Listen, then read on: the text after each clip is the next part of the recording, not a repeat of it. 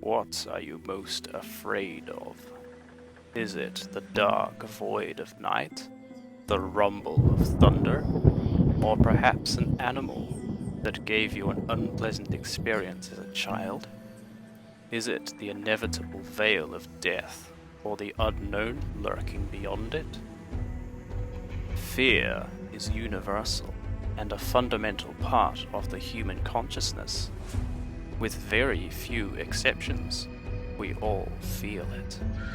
It guides our behavior, keeps us alert, even molds our view of the world. Sources of fear may be innate, passed down from our ancestors, or they may be learned as we grow. Some are rooted in our primal instinct for survival. Others are irrational, or even thrilling to behold. In the early 20th century, nobody understood fear better than H.P. Lovecraft. Don't let the name deceive you. His specialty was horror, not romance. He was the author of The Call of Cthulhu, The Shadow over Innsmouth, and many such tales of terror. His own tale was a tragic one, as he perished in poverty at 46 years old. But his legacy is now known throughout the world. Numerous modern creators have been inspired by his works, including Stephen King and artist H.R. Geiger, the man who gave us the xenomorph. Many of the strangest concepts in media today can be traced back to Lovecraft. So the questions I wish to ask today are these. What exactly is fear? And how did Lovecraft manipulate fear to construct the compelling stories of the Cthulhu Mythos? The answers will take us into the deepest, darkest abysses of the human mind. Are you ready to find out what it means to be afraid? To begin our exploration, let's consider a situation you yourself may have experienced. It's a dark evening, and you are outdoors, walking along the street, minding your own business. Suddenly, a dog barks nearby. Even though you can only hear the dog, you most likely feel fear. Your brain instructs your muscles to tense, your heart to accelerate, and your pupils to widen. It's preparing you to fight or flee. However, after a few seconds your body relaxes again, as you realize there is no real danger. The first question we must ask ourselves is, why does this occur? In Lovecraft's time, nobody knew the purpose of DNA, but they did know that genetic traits are passed on from ancestors to descendants. One of those traits is the capacity for fear, as well as a collection of innate fears that are programmed into our brains from birth. Innate fears are responses passed down from our ancestors. They are typically triggered by exposure to things that are well known to be life-threatening. One of them is the fear of heights. Another is the fear of lightning. Yet another is the fear of predators, an instinct that all animals with brains seem to possess. Early humans that feared predators had a better chance of survival than those who were fearless or foolish. Therefore, the instinctual fear of predators was a useful and likely trait to be passed down the generations, as indeed it has. Your deep-seated worries about creatures with sharp teeth are gifts from ancestors who were favorably acted upon by natural selection. There is another kind that is learned during the course of life. Psychologists refer to it as a conditioned fear response. You probably experience many learned fears as well, things you became afraid of during childhood, or even as an adult. The fear of dogs in particular is a common example of this. Although humans are naturally inclined to fear large predators in general, domesticated dogs are often an exception. They are smaller than bears or saber-toothed cats after all, and they are bred for a friendly temperament. If you should be unfortunate enough to be bitten by one, as I was at the age of 10, you may well change your view of dogs. It's a new fear response being programmed into your brain. I myself am extremely uncomfortable around dogs, even when I know they present no danger. As Charles Darwin confirmed when he allowed an adder to strike at him from behind a window, fear is capable of overriding all rational parts of your brain. When the fear is rational, and there is a real chance of losing your life, the fight or flight response may well save it. But if the fear is irrational, as my phobia of dogs is, it is often more harmful than helpful. Some people are afraid of dogs to such an extent that they will not visit people or places where dogs are known to live. This kind of avoidance is symptomatic of an anxiety disorder, in which a person's fears interfere with their daily life. It is an alarmingly common type of mental illness. You may wonder whether the capacity for fear is a positive or a negative trait. In evolutionary terms, it is certainly a positive one. Otherwise, every animal with a brain would not possess it. In human terms, however, it is unwise to generalize such a concept. Although fear itself is universal, the specific things you fear are unique to you. Whatever value you give it, it's your actions in the face of fear that really matter. Anyway, the time has come to talk about something less abstract. The biological mechanisms that drive a fear response were unknown to Lovecraft, but for us, modern medical technology has illuminated them.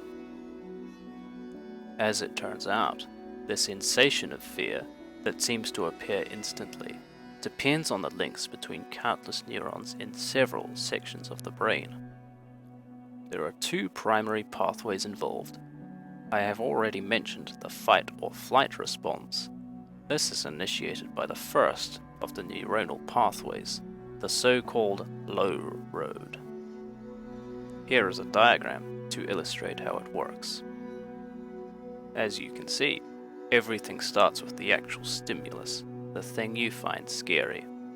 Your sense organs take in information about the stimulus and send it downstream as a series of nerve impulses. If the stimulus is a sound, for example the bark of a dog, these impulses come from your ears. If it's a sight, like that of the dog's gaping jaws, the impulses come from your eyes instead. They all arrive at a piece of your brain known as the thalamus.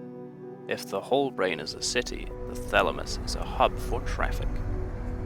Here, signals from your sense organs are relayed to other parts of your brain. One of those other parts is the amygdala, which is the next step in the low road pathway. Humans actually have two amygdalae, one in each side of the brain. This is where those incoming signals are processed, and an appropriate response is determined. In our case, the recommended response is a quick fight or flight reaction. The last step is for this recommendation to be passed to a separate area, the hypothalamus. Its vital role is to initiate the release of certain hormones into your bloodstream. Hormones are signaling molecules destined for organs outside the brain. They regulate not only behaviors, but also physiological processes, such as the growth of your body during childhood. Once the appropriate hormones have been released, your body experiences a fight or flight response, and I'm sure you're familiar with this sensation.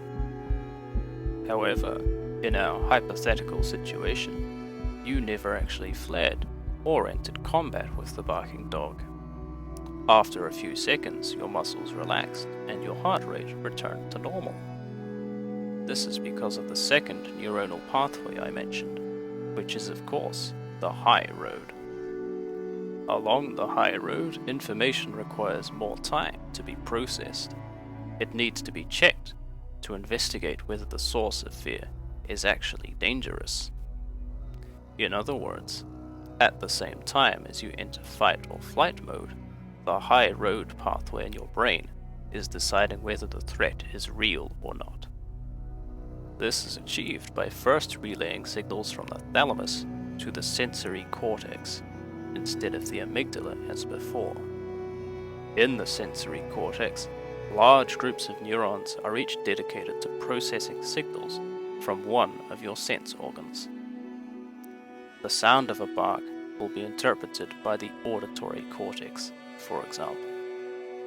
It filters out irrelevant information and passes what's left over to yet another section, called the hippocampus. Within the hippocampus, memories are accessed and compared with the incoming signals. If there is a match, it will instruct the amygdala to either continue the fight or flight response if danger is present, or shut off the response if you turn out to be safe. If there is no match, that means you're facing something unknown to your experience, and your hippocampus will recommend that you either fight or flee.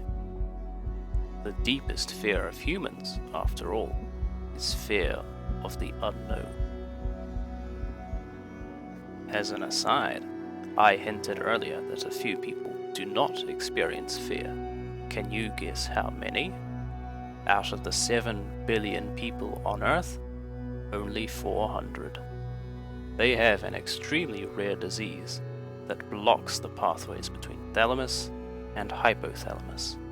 Thus, they are incapable of fear responses.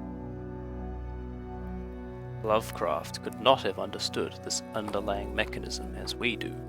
He was, however, very much aware of the effects of fear on his readers. His stories were designed to evoke tension, anxiety, or even dread in those who consumed them. Many of them play upon common sources of fear, either rational or irrational, including the phobia of dogs in a few cases. All of Lovecraft's horror stories utilize our innate fear of unknown things for maximum effect. The first entry in his complete fiction, for example, details a person lost in the pitch blackness of a cave. Then he hears the approaching footsteps of an unfamiliar creature. As short as the story is, it brilliantly appeals to our innate fears. It builds up a great tension to be released at the very end when the creature is identified. It also remains ambiguous, never providing all the information. In the absence of information, our imaginations conjure up far more terrifying things than could ever be printed on paper. Such a style of writing was made famous by Frankenstein and Dracula, but I think Lovecraft perfected it over his short life. He clearly understood fear on several levels. There are other reasons to be compelled by Lovecraftian horror: the sheer surrealism, the macabre tone, the curious characters, the occasional gore. I wish to close this presentation by focusing on one particular aspect. That's the underlying message of the whole Cthulhu mythos, the idea that humanity is irrelevant and insignificant in the cosmos. To his interwar readers, this concept was terrifying in itself, as it is to many of us today. Us humans like to think of ourselves as the center of the universe, the pinnacle of creation. Lovecraft challenged that idea with tales of gods and monsters that lived for eons and saw humanity as nothing more than one blink among trillions. It is unsettling to think that all our struggles and triumphs as a species may turn out to be meaningless. You may think Lovecraft's work is nothing but depressing, given the views presented by it, but that would be an oversimplification. His works, by virtue of having ambiguous plots and multiple possible interpretations, mean different things to different people. For me, there is a surprising optimism that comes from Lovecraft's subtle wit combined with my own personal worldview. Here's the thought I wish to close with. No, the universe does not care about us. Why should it? Unlike in your case, we have no evidence that the universe is conscious.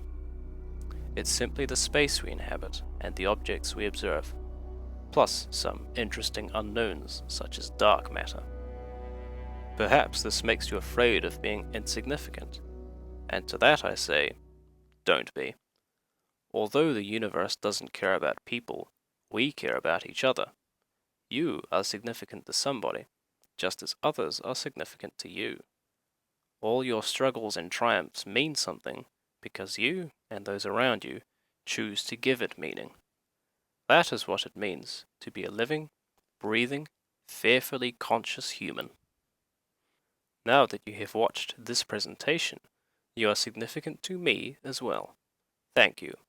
I hope you found it interesting.